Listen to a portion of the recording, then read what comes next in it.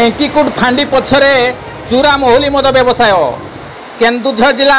घटगाँ थाना ढेंकुट फांडी पछ पाखरे चूरा मोहली मद व्यवसाय चली संध्या सकाळे 24 घंटा एठारे विषाक्त मोहली मद बिक्री चली अभियोग आसी ए बाबद एसएचजी गोष्ठी महिला और ग्राम महिला माने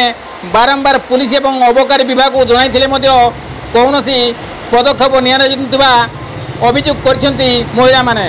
पूर्वर यह चूरा मद और असामाजिक कार्यपाई 6 मास तले जड़े युवक को एठारे पनिकी हाणी हत्या कराई। आज महिला माने लिखित भाव ढेंकुट फांडी पछ पाखरे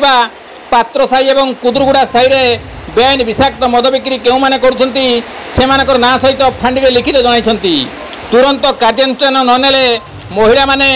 गण आंदोलन करेंगे चेतावनी देते। Kavindra Raut report KD news Odia.